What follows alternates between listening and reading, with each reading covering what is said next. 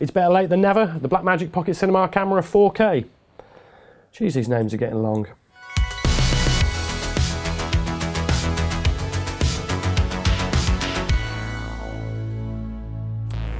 So this morning, Grant announced the Blackmagic Design Pocket Cinema Camera 4K. If you've seen any of my other videos, you'll know I was a real big fan of the first iteration of the Pocket Cinema camera. Blackmagic have been asked, and I've asked them every time we've gone to the shows, when the next Pocket Cinema camera is coming. And wait no more, well, you will have to wait a bit longer. It's not coming just yet, but it has been announced.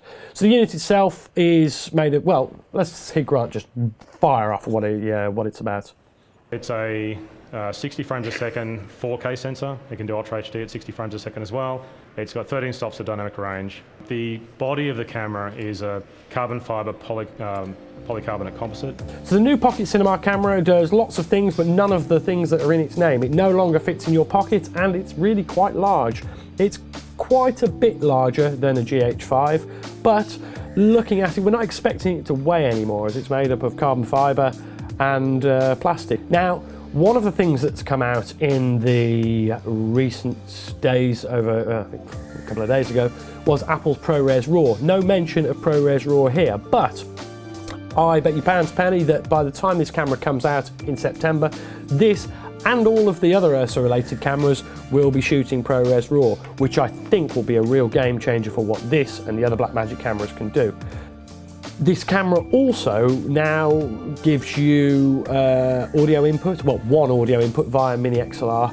A cursory glance, and because we know this from previously owning red ones, the mini XLR adapters are kind of difficult to get. They're not the easiest thing to get hold of, and they're crazy expensive for what they are. But I imagine the price will come down, or somebody will bring out a much cheaper version. The sensor size is now a full 4/3 sensor, which means the crops, or the crazy crops that were there before on the Blackmagic Pocket Cinema camera Mark 1 will no longer be there.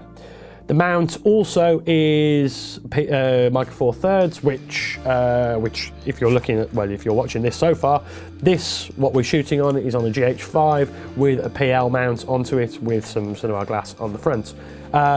That's a really nice handy workaround. It gives you lots of options. So I'm a big fan of the micro 4/3 mounts.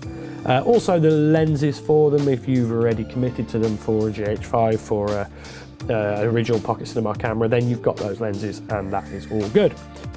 Oh, battery life, I think that is going to be, it's running off the Canon LP6 battery, and those batteries in a 5D last, let's say 45 minutes.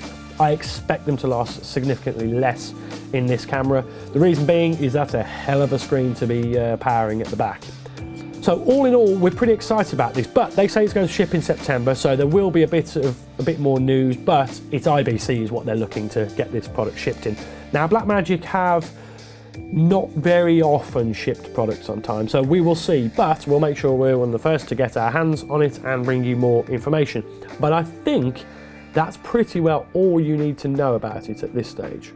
If you like what you've seen, do subscribe, share, and we will bring you more news and updates and the bits and pieces along the way. You'll probably notice this year I am not at NAB, I'm still in the studio. This is the first year I've not been to NAB for a long time. Reason being is last year I was just fed up.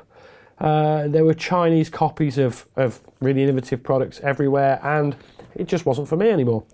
So I will be out at the Cinegear Expo, which is happening in June in LA, so we'll see you then for more bits and pieces, but I'll report on the good stuff from NAB.